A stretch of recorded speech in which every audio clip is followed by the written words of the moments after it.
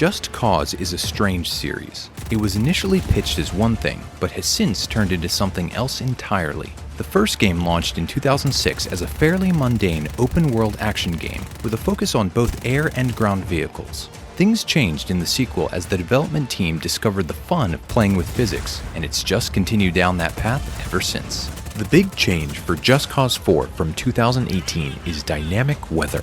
Toys can be fun, but some players prefer a little more structure in the sandbox.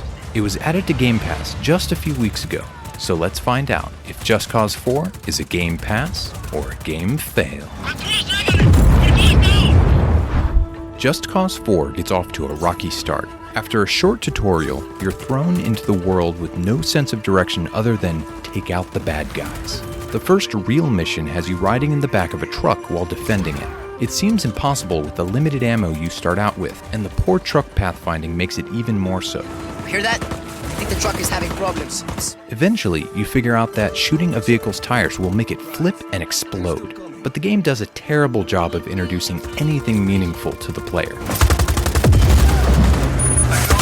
Just Cause 4's big hook is its movement system. The grappling hook allows you to quickly navigate any terrain. Coupled with the parachute or wingsuit, it provides for a lot of aerial mobility. There's a high skill ceiling in doing it efficiently, so there's a lot of room to improve and grow as the player. If you get airsick, there are plenty of traditional vehicles to commandeer at will.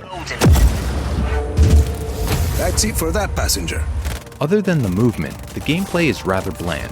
Gun selection is limited, and while each has a secondary fire option, it's mostly just a way to make sure each gun can make stuff explode. Enemy types are also anemic, and while some are tougher than others, they all die with a single explosive shot. They don't pose much of a threat in the early game. Health regeneration is a bit too generous, so if you can find a piece of cover, it's almost impossible to die.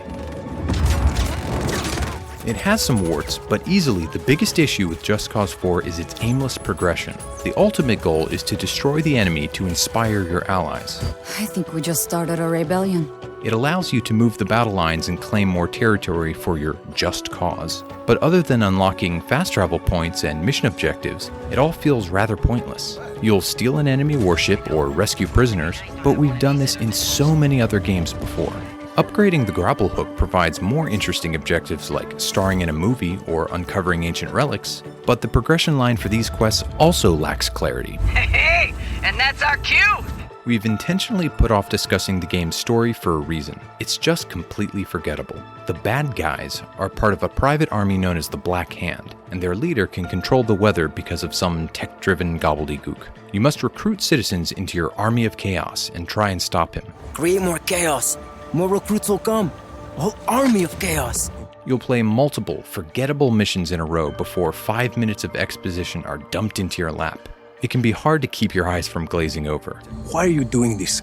The extreme weather also takes far too long to make an appearance. A sandbox game doesn't necessarily need an epic story, but it shouldn't be bland either. We just covered a sandbox game a couple episodes ago, so most of the same comps still apply. It's a shrinking genre since many franchises have included RPG elements in their recent installments. Grand Theft Auto V is still the crown jewel, and it's a standout for Game Pass on console. But based on its sales numbers, the vast majority of you have already played it, and maybe more than once. State of Decay 2 adds co-op and zombies to the mix. It also includes extensive survival elements, if that's your thing. Rage 2 is a first-person shooter, but it's also a game that's just fun to fiddle around with. Crackdown 3 is hard to recommend in any situation, unless you're the world's biggest Terry Crews fan.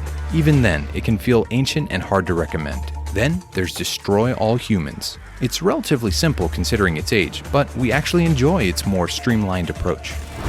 Now it's time to find out, is Just Cause 4 a game pass or a game fail? Just Cause 4 has a ton of content, and it's a gigantic game. We've only explored a fraction of the map, and there's plenty more to uncover. It brings up the question of how much of a bland thing is a bad thing. It's competent, but it's more fun for players who just want to set up stunts or challenges than those who try to plow through its stockpile of rote missions. There are plenty of viable comps to turn you away, and Just Cause 4 just isn't the right kind of game for Game Pass. It starts slow and confusing before settling into a repetitious pattern.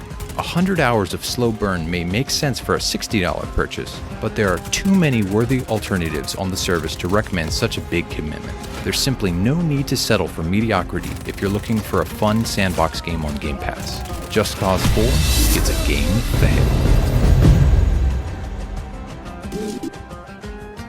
For the next episode, we'll tackle Worms, WMD.